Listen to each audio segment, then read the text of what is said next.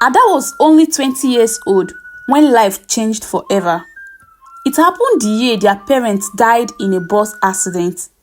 Ada was at home cooking when the phone rang. "Your parents have been in a terrible accident," the voice told her. That day, the world felt like it ended. The house was full of people crying and shaking their heads. Ada's younger brother Peter was only 15 and her sister Sophia was just 11. Ada held them tightly at the funeral. They didn't stop crying and Ada kept telling them, "Don't worry, big sister is here. I will take care of you." That was what she did. Ada put aside her dream of going to the uni, even though she had already been accepted into a good school to study business. She decided to stay back and make sure Peter and Sophia had a future. She learned to sew at a tailoring shop nearby. Every morning, she would wake up at 5 a.m., sweep the house, cook breakfast for her siblings, prepare their school uniform, and then leave for her training. "Big sister," Sophia would say as she buttoned her school uniform, "you work too much." Ada would smile and pinch Sophia's cheek. "I am working for you. One day, you will become a big girl." And Peter would always add, "And I will buy you a big car one day. You will never have to work again." Those words gave Ada strength. When her tailoring apprenticeship was done, she started a small shop with the little savings she had. God blessed her hands. Her customers increased because she was skillful and polite. People from all around the street would say, "Ada, sew my dress for me." That was how Ada began to make money, and every kobo went into her siblings' school fees, textbooks, food, and even clothes. When they wrote their WAEC and passed, Ada was so proud of them. "See my children," she told her friend Uche one evening. "Peter will study engineering. Sophia will become a lawyer. Nothing can stop them." And Uche replied, "Your heart is too big, my friend. Don't forget yourself too." Ada just smiled. "My happiness is to see them do well. That's enough for me." And they did well. Peter was admitted into a big uni in Lagos. Sophia followed the next year and also left home. Ada kept working hard, taking up extra sewing orders. Every time they called home to say, "Big sister, we need money for school fees," Ada would send it. And sometimes they would say, "Big sister, we also need money for textbook and food." So Ada would quickly look for extra clothes to sew, even if it meant working late into the night. They never went hungry. They had good phones, good clothes, even pocket money that Ada could barely afford. And they were thankful, at least with their words. "Big sister, thank you," Peter would say on the phone. "You are the best, big sister," Sophia would add. Ada felt proud. Nothing could make her happier, and life went on like that for years. Finally, Peter graduated and started working in a company in Lagos. Sophia also started working in a law firm in town, and everyone thought that was the end of her struggle. Ada thought that was when she could finally rest and live peacefully with them. But no, that was only the beginning of another kind of trouble. Peter and Sophia started working and earning their own money. Ada felt a deep joy in her heart. "God, thank you," she whispered one morning as she cleaned the house. "You kept me strong. My siblings are successful at last." She thought everything would change for better, that her long years of sacrifice would be repaid with kindness and love. But slowly, things began to shift in the house. Even though Peter and Sophia were making good money now, they still lived under Ada's roof. They kept their rooms full of new clothes and gadgets, phones, laptop, speakers. Every morning, they left for work as Ada prepared food and cleaned up after them. Yet, they never dropped 1 naira for food or electricity bills. If Ada complained, Peter would say, "Sister, my salary just came, but I already have so many expenses." And Sophia would add, "I will give you money next week, sister. Please, wait small." Weeks passed. Ada kept working hard in her small shop. When the gas finished, she would buy a new cylinder. When the light bill came, she would pay. Even when they left empty pot after eating her food, Ada would quietly wash them. Her friend Uche noticed. "You never rest, Ada," Uche said one evening as they sat outside the shop. "Your siblings work now. Let them do some of the things." Ada sighed. "They will help me soon. They are just settling into their new jobs." Uche frowned. "You are spoiling them too much. Let them take some responsibility." But Ada shook her head. "I don't want to bother them. They went through a lot too." That was Ada's heart, always making excuses for them. And Peter and Sophia took full advantage. One weekend, Ada needed to repair the leaking roof. "Peter, please can you give me something small to pay the carpenter?" she asked. Peter frowned and waved his hand. "Sister, I just paid for a big cost. I don't have any money on me." Sophia, who was fixing her hair in the mirror, also replied, "Sister, I'm broke too. Maybe wait till next month." That night, Ada lay on her bed, feeling sad. "Do they not see all that I do?" she thought. "Or am I asking for too much?" Yet, she still didn't want to quarrel. A week later, Ada's friend Uche came to visit for a few days. Uche saw the way Peter and Sophia lived like they were in a hotel. She saw how they would leave plates unwashed and empty pots for Ada to clean. She noticed that even though they earned well, they never brought anything home, not even a packet of sugar. One evening, Uche pulled Ada aside. "My sister," Uche began gently, "you have spoilt these children." Ada looked down. "I know," she whispered. "You have given them so much that they don't appreciate you anymore," Uche continued. "You need to let them take responsibility. They behave as if you owe them." Ada nodded slowly. That night, she decided to talk to them. After dinner, she called Peter and Sophia into the living room. "My dear ones," she began kindly, "you both work now. It's time you contribute to this house." Peter frowned. "Contribute, sister? We never say we won't help you." "But my money is tied up in investments." Sophia nodded. "And my salary is not even enough." "Don't worry. One day, we will pay you back." Ada smiled. "That's not the issue. Even small things like buying gas, fixing the roof, or bringing foodstuff home will help. This is our home." But they weren't listening properly. "Oh, sister," Sophia yawned. "Maybe next month." Peter was already looking at his phone. That was the moment Ada's heart broke a little. Over the next few weeks, nothing changed. Peter and Sophia kept enjoying their sister's care as if they were still children. They would smile at her and call her our lovely big sister. But when her back was turned, they would laugh and make jokes. "Imagine sister is still so serious about money," Peter whispered one morning to Sophia as they dressed for work. Sophia laughed. "Is it not her fault? She spoiled us too much." And they walked out of the house, leaving dirty plates on the dining table. Another evening, Uche called Ada. "How is it going with these two?" she asked. Ada sighed. "Nothing has changed. They take and take, and I just give. They don't help me at all." "You need to do something," Uche advised. And that was when an idea began to form in Ada's mind. An idea to truly see who her siblings really were. That weekend, she put on a serious face as Peter and Sophia came home. "My children," she told them, sounding sad, "I made a terrible mistake. I invested all my savings into a business and it failed." Peter and Sophia stared at her in surprise. "I was calmed," Ada continued. "Now I have nothing left. Even my shop might close soon. Please, I need your help to pay some bills."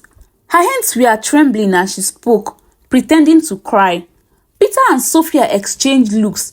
"You mean all your money is gone?" Peter asked carefully. "Yes," Ada replied, keeping her face down. And then there was silence. That silence revealed the true heart of her siblings. That evening, the house was very quiet. Peter and Sophia stayed at Ada like they had seen a ghost. "You mean you have nothing left?" Sophia finally asked. Ada kept her face sad. "Yes," she whispered. "My shop money is gone. Even my savings are empty. I don't even have money to pay this month's light bill or buy food." I was hoping you could help me since you both work now. Peter shifted uncomfortably on his chair. Sister, things are not that easy, he began. My salary is already planned, and Sophia too. She has her own expenses. Sophia nodded quickly. Exactly. I also have a lot of responsibilities. Ada raised her eyes slowly. But you live under this roof. You eat my food. You use my light. Will you not help me? Peter gave a dry laugh. Sister, it's not by force. Maybe you should look for help elsewhere. Even me, I'm still trying to save to get my own place. Sophia looked at her nails. And me too. Anyway, I'll soon move out. I can't live with someone who can't even pay her own bills. The words hit Ada like a slap. You mean you will move out just because I am broke? She asked. Peter stood up. Of course, I can't stay here forever. Besides, we are adults. It's time we live in a better place. Sophia nodded. Yes, we will go and rent a nice apartment in town. Enough of all this small house wahala. Ada's heart broke into tiny pieces. She never thought they would be so cold. Okay, she whispered. The next morning, Ada watched as Peter and Sophia rushed around the house, packing their things. Peter spoke on the phone as he carried his bag. Yes, we are moving in today. Just make sure the key is with you. Sophia was humming a song as she folded her clothes. Neither of them even looked at Ada. When Ada asked, You are going just like that, without even waiting to see how I will manage or how I will survive, they only laughed. You worry too much, Sophia replied. God will provide for you. You are a big woman and you can manage. And just like that, they left. They even took some kitchen pots and plates with them. That was the last time Ada saw them for a long while. The house became very quiet after they left. Ada sat on the wooden chair in the sitting room, listening to the clock tick. She thought about all the years she had suffered to train them. She thought about the nights she stayed up late to sew clothes so they could pay their school fees. And the time they cried in her arms when they missed their parents. And now, they had walked away like strangers. God, Ada whispered, why are people like this? But she had learned a big lesson. A few days later, she returned to her shop. She began working again, sewing clothes with all her strength. She kept to herself, refusing to call Peter and Sophia. Her friend Uche visited often to keep her company. You did the right thing, Uche told her. If they cannot appreciate you, they will learn the hard way. And Ada nodded. Let them see for themselves what the world is like without my help. 3 weeks passed, then 4. And just like Ada suspected, life showed Peter and Sophia its true face. Peter had moved into a big flat in town with Sophia, but the rent was high. He also had to pay light bills, water bills, and fuel the generator.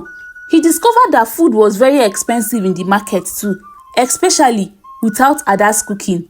One evening, Sophia brought home some beans and rice. Peter hissed, Is this all we have? How can 2 adults eat only beans and rice every day? You two, go and buy meat, Sophia replied, annoyed. Peter thought about it. Meat was too costly. They hardly had any savings after paying rent, and that was just the beginning. Sophia was always late to work. There was no Ada to wake her up with breakfast and iron clothes. She was always tired. Her boss warned her many times. Miss Sophia, this is a law firm. Be serious.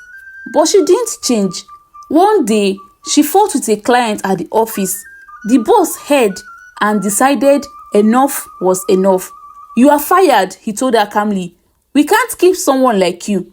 Sophia begged, but it was too late. Peter too was having problems at work. Someone framed him at work. They said he was stealing company's money. Peter tried to explain, but nobody believed him. His boss was angry. You are relieved of your duty, he said, and you must pay back the missing money. Peter's world crashed. In 1 week, Sophia and Peter had lost their jobs. With no money coming in, they couldn't pay the rent anymore, and nobody wanted to help them. Their so-called friends disappeared one after the other. Sorry, one of Peter's friends told him on the phone. I don't have money now. And Sophia's friends were even harsher. Is it not you that was laughing at your sister? Go and meet her. 2 months later, Peter and Sophia had nothing left. No job, no savings, and nobody to turn to. That was when Sophia broke down in tears. Peter, she whispered, we have failed, big sister. What do we do now? Peter covered his face. Let's go back to her, he replied. Maybe she will forgive us. And so, they decided to go back home. Peter and Sophia stood outside Ada's new home. Are you sure this is her house? Sophia asked, looking up at the beautiful building. Peter nodded slowly. That's what Auntie Uche told me. Big sister moved here last month.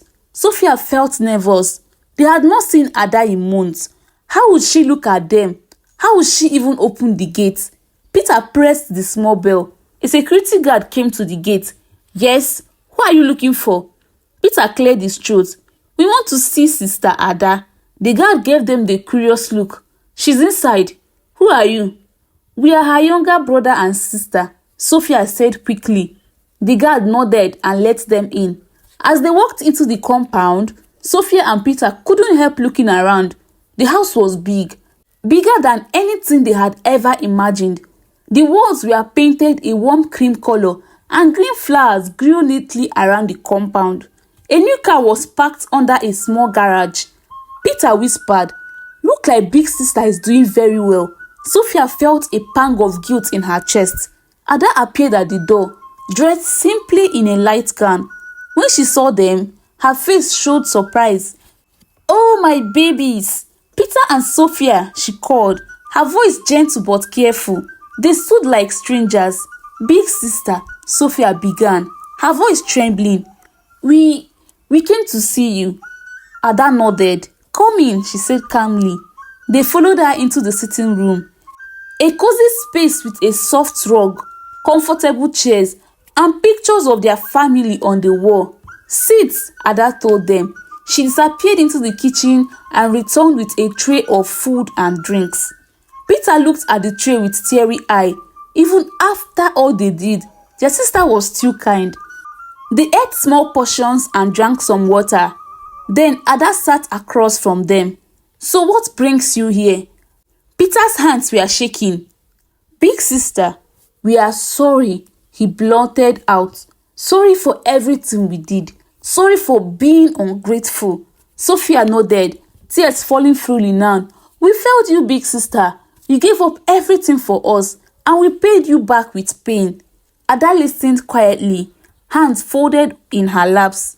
Peter continued, voice cracking. When you told us you lost your money, we left you without looking back. We even sold your car and the house. God will judge us for that, Sophia added. And now, life has dealt with us. Peter lost his job after being framed at work. And I was also fired because of my bad behavior. Big sister, we have nobody but you. She sniffed. That's why we came to you. Please, forgive us. For a long moment, Ada said nothing. Then she took a deep breath and looked at them.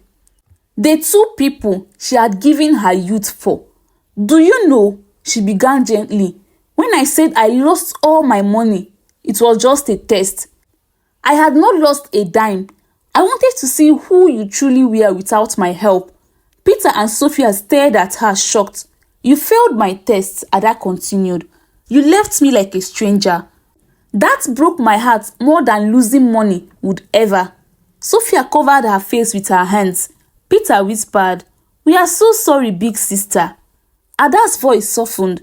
But I also knew you were young and careless. Life teaches hard lessons. That's why I did not chase you away forever. Blood is blood. She paused, then gave a small smile. You are still my siblings. Tears ran down Sophia's face. Big sister, thank you. Peter reached for her hands. You mean you forgive us?